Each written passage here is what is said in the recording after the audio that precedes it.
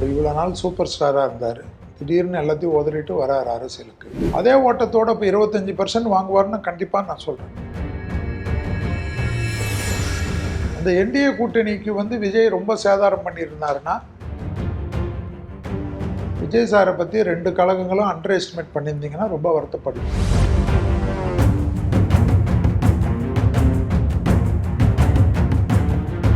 வணக்கம் சார். இப்போ ஏற்கனவே நம்ம 2026 ஆங்கில புத்தாண்டு ராசி பலன் பேசும்போது சொல்லியிருந்தீங்க தரிசனம் சேனலுக்கு.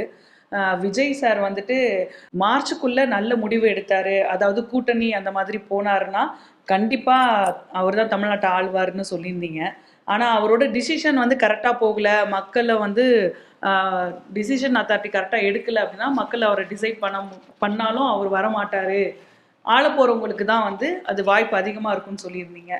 அதே மாதிரி அவர் கூட்டணி வைக்கல.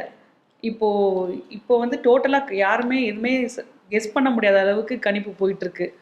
இப்போ இந்த 2026 தேர்தல் அப்படி இல்லை. அவருது நம்ம ஒரு கணிப்பு பார்க்குறோம். அவர் இவ்வளோ நாள் சூப்பர் ஸ்டாராக இருந்தார். திடீர்னு எல்லாத்தையும் உதறிட்டு வராரு அரசியலுக்கு. கிட்டத்தட்ட 5 வருஷமாக அவரை பற்றி நம்ம பேசிகிட்டு இருக்கோம். 2019 பேசிகிட்டு இருக்கோம். நான் பேசிகிட்டு இருக்கேன், மற்றவங்கள பற்றி எனக்கு தெரியாது.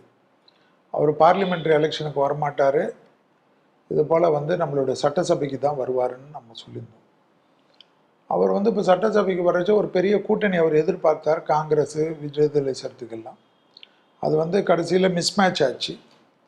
அது மிஸ்மேட்ச் ஆனதுனால அவர் கொஞ்சம் சுதாரிச்சுக்கினார். என்னை பொறுத்த வரைக்கும் அரசியலில் முதல் முறை வந்தாலும் நான் 10வது மாதம் பேசுகிறச்சவே அவருக்கு 18% இவருக்கு வந்துடுச்சு. இப்போவே விஜய் சார் ஆட்டம் புரட்டாசிலேருந்து ஆரம்பிக்கும். அது எந்த அளவுக்கு சூறாவளி ஆகுறது எல்லாமே போகிறதெல்லாம் வரக்கூடிய காலகட்டத்தில் பார்ப்பீங்க. விஜய் சாரை பற்றி 2 கழகங்களும் அண்டர் எஸ்டிமேட் பண்ணியிருந்தீங்கன்னா ரொம்ப வருத்தப்படுவீங்கன்னு நான் என்னுடைய கூத்துலேருந்து நான் மாற்ற மாட்டேன். அதே போல் தான் எலெக்ஷன் முன்னாடியும் சொன்னேன். அவர் 25% எடுத்துகிட்டு இப்போ ஒரு குதிரை ஓடின்னு இருக்கு. அது பொட்டி துறக்கரிச்சு தான் தெரியும். ஏன்னா ஒருத்தர் சிம்மராசி, யார், நம்ம ஸ்டாலின் ஐயா. அடுத்தது இன்னொருத்தர் எடப்பாடி ஐயா கன்னியாராசி. அடுத்தது உதயநிதி சார் ரிஷபராசி. எப்படி கடகராசியாக இருக்கக்கூடிய விஜய் சாருக்கு அடுத்தது கடகராசியாக விஜய் சார் இருந்தாலும் அவருக்கு எலெக்ஷன் நாள் வரைக்கும் அவருக்கு எலெக்ஷன் தேதி வரைக்கும் 23ஆம் தேதி வரைக்கும் ராகு புத்தி நடந்தது.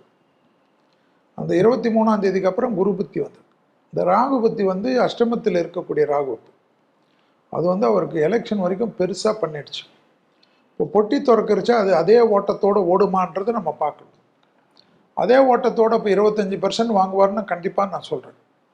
25%க்கு மேலே ஓடி போய் வெற்றி இலக்கை கொண்டு போய் தொடுமான்றது வெட்டி திறக்கிற அன்றைக்கி தெரியும். ஏன்னா நம்ம ஒரு கட்சியில் இருக்கிறோம், நம்ம சில மறைமுகமாக தான் பேச முடியும். ஆனால் யாருக்கு ஜெயிப்பார்கள்ன்றது நான் தனிப்பட்ட முறையில் எல்லாருக்கும் பேசிட்டோம். இது அந்த ஜெர்க்காய் நின்றுதுன்னா, இப்போது என்டிஏ கூட்டணின்னு எங்கள் கூட்டணி இருக்குது. அந்த என்டிஏ கூட்டணிக்கு விஜய் ரொம்ப சேதாரம் பண்ணியிருந்தாருன்னா அது ஆலங்குடிய அரசுக்கு இப்போ இருக்கக்கூடிய ஸ்டாலின்ஜிக்கு அது பெரிய ஹெல்ப் ஆகிடும். அதாவது நான் என்ன சொல்கிறேன், விஜய் சார் இப்போ 25% வந்துட்டார். விஜய் சார் கணிப்புகள் படி இப்போ ஒருத்தர் கொடுத்துருக்காங்க, அவருக்கு நிறைய சீட்டு வரும்.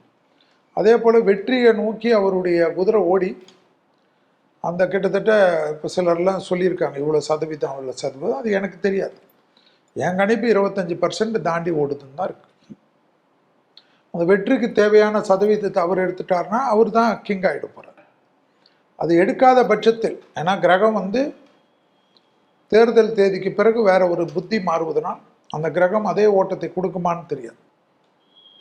அது கொடுத்தா நல்லது, அது வேற விஷயம். ஏன்னா நான் ஒன்றும் கடவுள் கிடையாது.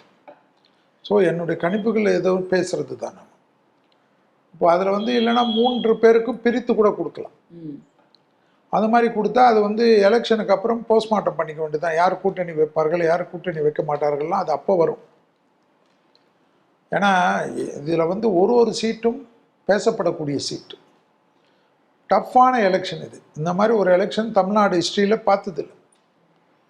அதனால தான் நிறைய பேர் கணிப்பாளர்கள்லாம் மாற்றி மாற்றி வருது. ஜோதிடர்களுக்கு வந்து வெறும் கட்டம்தான். அதே போல் விஜய் சார் வந்து இப்போ ஆளுங்கட்சியுடைய எதிர்ப்பு ஓட்டெல்லாம் எடுக்கிறார். அதாவது திராவிட முன்னேற்ற கழகத்துக்கு ஒரு ஆட்சி செய்தார். இப்போ மோடிஜியே இருந்தார். மோடிஜி 2 முறை ஆட்சி செய்த பிறகு ஒரு எதிர்ப்பு ஓட்டு 400 சீட்டு நாங்கள் வருவோம்னது கூட முடியாமல் போனதுக்கு அந்த எதிர்ப்பு ஓட்டுகள் தான். இப்போ ஆளுங்கட்சி 5 வருஷத்தில் இருந்தது. அந்த ஆளுங்கட்சிக்கு 5 வருஷம் பிடிக்காத நிறைய எதிர்ப்பு ஓட்டுகள்லாம் விஜய் சார் அறுவடை பண்ணிட்டாருன்னு வச்சுக்கோங்க. விஜய் சார் அறுவடை பண்ணிட்டாரு.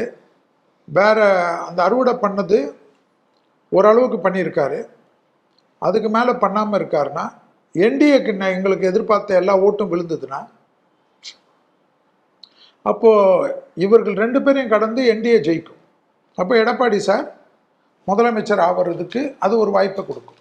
எப்படி ஸ்டாலின்ஜிக்கு என்டிஏ ஓட்டுகளை விஜய் சார் சேதாரம் படுத்தியிருந்தா அவர் குதிரை ஜெயிக்குமோ, இங்கே வந்து 3 குதிரைக்கும் இப்போ சான்ஸ் இருக்கு. ஏற்கனவே சொல்லியிருந்தீங்க ரிஷபம் இருக்கிற வீட்டில் சிம்மம் இருந்தால் சிம்மம் தான் ஆளும்னு சொல்லியிருந்தீங்க. அப்படி கிடையாது. அதாவது ரிஷபம் இருக்கிற வீட்டில் எப்படி சிம்மம் இருக்கும்? ரிஷபம் வந்து நீச்சபங்க ராஜயோகம். விஜய் சாருக்கு எப்படி நல்லா இருக்கோ அதே போல் ரிஷபராசிக்காராக உதயநிதிஜிக்கும் 11 சனி, 2 குரு, 10 ராகு. ஸோ அவருக்கும் வந்து மிக பலமாக இருக்குது. அதனால தான் நான் போட்டிகள்லாம் விஜய் சாருக்கும் ஸ்டாலின் சாருக்கும் போட்டி வரல. நான் பேசுகிற எல்லா பேட்டியிலையும் 10ஆம் மாதத்துலேருந்து விஜய் சாருக்கும் உதய் சாருக்கும் தான் போட்டின்னேன். ஸோ 2மே இப்போ வலிமையாக இருக்குது. அந்த கண்டிப்பாக உதய் சாருடைய சப்போர்ட் வந்து ஸ்டாலின் சாருக்கு கண்டிப்பாக கிடைக்கும். ஏன்னா அவர் தான் டெப்டி சிஎம்மாக இருக்கார், அவருடைய வாரிசாக இருக்கார், அவரும் அடுத்த தலைவராக பார்க்கப்படக்கூடியவர். ஸோ நீங்கள் அதனால தான் 4 பேரை எடுத்துன்னு வரோம். இப்போ சீமான் சாருக்கும் அவர் சேதாரமானாலும் அவர் வந்து கூட்டணி வைக்கணும்னு நான் நிறைய நண்பர்னால பேசினேன். அவர் கூட்டணி வைக்கலை. ஆனாலும் அவரும் 5% மேலே தான் வாக்கு எடுப்பார். ஸோ இந்த வாக்குகள்லாம் பிரித்து தான் இப்போ மற்ற வாக்குகள் ஜெயிக்கிறத பற்றி பார்க்க போறீங்க. அந்த கன்சாலிடேட்டு தான் 4ஆம் தேதி திறக்கும். அதனால தான் இந்த விஜய் சார்துனால 4ஆம் தேதி பொட்டி திறக்கிறச்ச காலையிலேருந்து அது த்ரில்லிங் ஆரம்பிச்சிடும். இல்லைன்னா ஒரு சைடாகவே போயிடும். 4ஆம் தேதி வந்து அக்னி நட்சத்திரம் ஸ்டார்ட் ஆகுது சார். அன்னைக்கு எந்த ராசிக்கு வந்து நல்லா இருக்கும்? அக்னி கரெக்டாக அப்படி கிடையாது. விருச்சகத்தில் அன்னைக்கு நாள் இருக்கிறது. அது விருச்சகம் அனுஷத்தில் இருக்குது, கேட்டையில் இருக்குது.